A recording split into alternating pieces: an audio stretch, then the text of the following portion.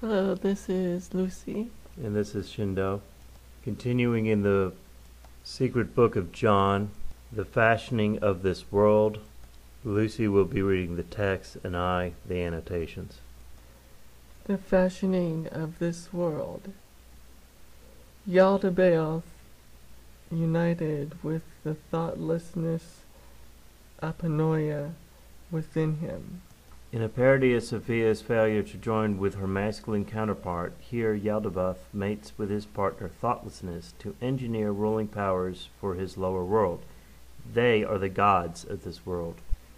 He begot ruling authorities, Excelsia, modeling them on the incorruptible realms above. The first is Athoth, the second is Harmas, called the Eye of Flame. The third is Kalilambri. The fourth is Yabel. The fifth is Adonai, called Sabaoth. The sixth is Cain, called the Sun. The seventh is Abel. The eighth is Abersin. The ninth is Yobel. The 10th is Amupiel. Thus the 11th is Melcher Adonin. The 12th is Belius, who rules over the very depth of Hades. The names of the rulers of the seven heavens are sometimes understandable. Athoth is Thoth, the Egyptian god of wisdom. Hermas is Hermes, the god associated with Thoth in Hermetic literature.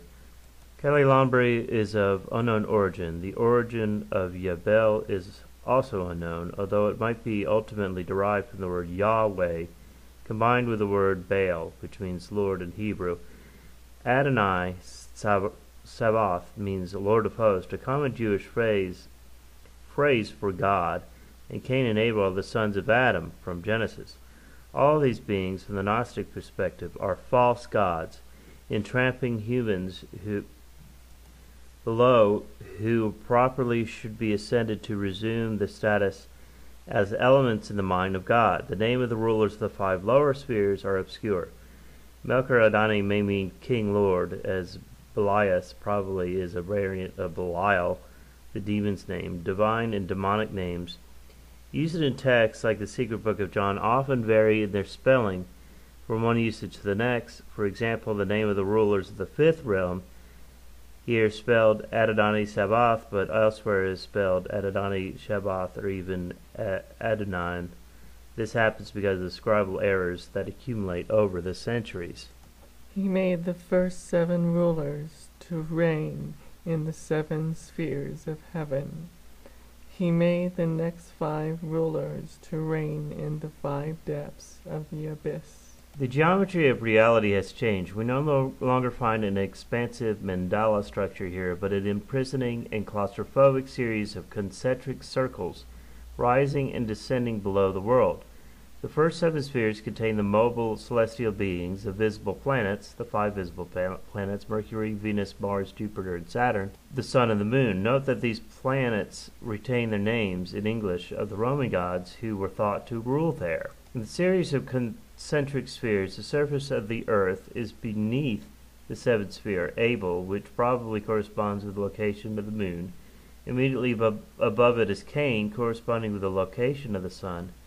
Beneath the surface of the earth are 5 additional spheres, culminating the one ruled over Belias at the furthest reaches of Hades, in Coptic literally Amenti, the Egyptian underworld. And here he has a diagram of the spheres starting with Athoth and ending in Belias. It's a visual description of these spheres of influence of these archons.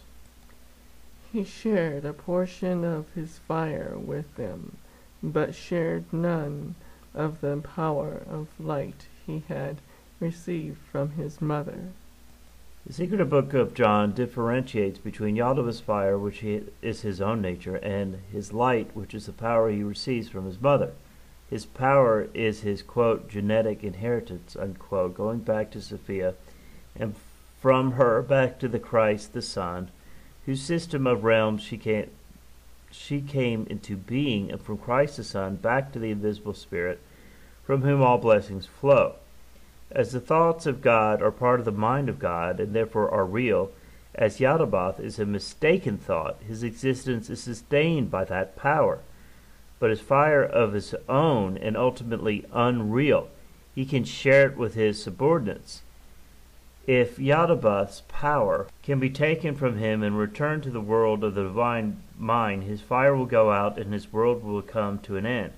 Here the power of the mind of God that brought Yaldabaoth into existence and that sustains him is called light. The nature of the whole lower realm now coming into being is the opposite, darkness, and yet the realms only exist through the sustaining power of the light.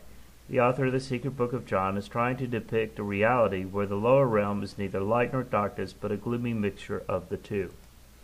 Bracket. He is ignorant of darkness. When the light mingled into the darkness shone. When darkness mixed with the light diminished. No longer light nor darkness, but dim. End of bracket. The dim ruler has 3 names. Yaldabaoth is the first. Cyclos is the second. Samael is the third. Sackcloth is Aramaic for fool and was applied to Satan in Judaism. Samuel means blind god in Aramaic. These terms are used in other Gnostic texts for Yaldabaoth, and so here, as elsewhere, the authors of the Secret Book of John acknowledge that there is an alternative version of the story he is telling. He is blasphemous through his thoughtlessness. He said, I am God, and there is no God but me, since he didn't know where his own power originated. Here we have a clear reflection of the influence in the Jewish biblical tradition, a quotation from Isaiah 46:9, I am God and there is no God but me, quote unquote. In the contrast to the Secret Book of John, this is absurd, a testimony to Yaldabaoth's ignorance and arrogance. Of course there's a higher God than he. We heard about it at great length in the first section of this book. Yaldabaoth owns his existence to that higher God and should know about him, but he doesn't. The equation of the divine being who speaks in the Isaiah prophecy with Yaldabaoth himself foreshadows the equation of Yaldabaoth with the creator God of Genesis. His rulers created 7 authorities for themselves. Each of these authorities created 6 demons apiece. There came to be 365 demons altogether. The creation of the lower world continues. One should imagine this developing cosmos is more temporal than spatial construction. Yaldabaoth creates a time and seasons that governs life. First, the astrological forces, which are the 12 authorities discussed in the previous sequence, and second, the mundane daily forces, which are discussed here. The 7 authorities created here are the days of the week, each of which ruled by a particular demonic power. In Apocryphon, Johannes Giverson suggests that the Secret Book of John tells us of 3 names for Yaldabaoth, 12 spheres with ruling authorities, 7 demonic rulers with 7 authorities, who in turn have 6 demons each, giving us a grand total of 3 plus 12 plus 7 plus 7 times 7 plus 49 times 6 equals 365. Every day has its own demon. The magicians and physicians of the ancient world knew their names when they had greatest influence and when what should be done about them. The Secret Book of John is telling us these odd names for practical reasons. Note that our English words for the days of the week reflect the idea specific gods rule the various days. In our case, most of them are North gods.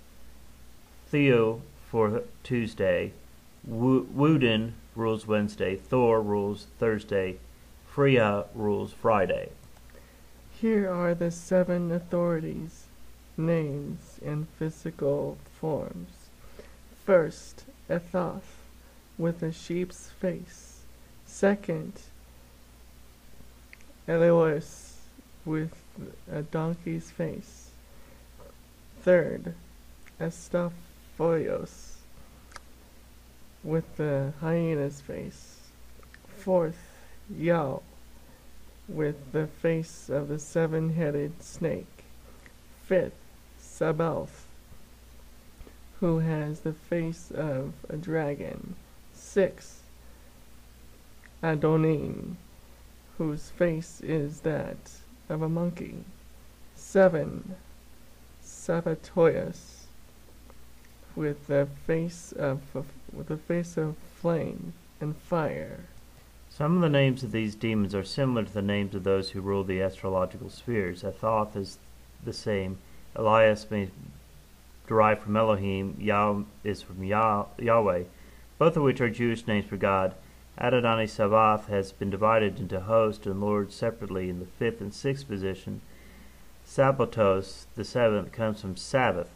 Why they have the faces they are said to have is unknown, although the idea of animal-headed ruling authorities probably stems from ancient Egypt.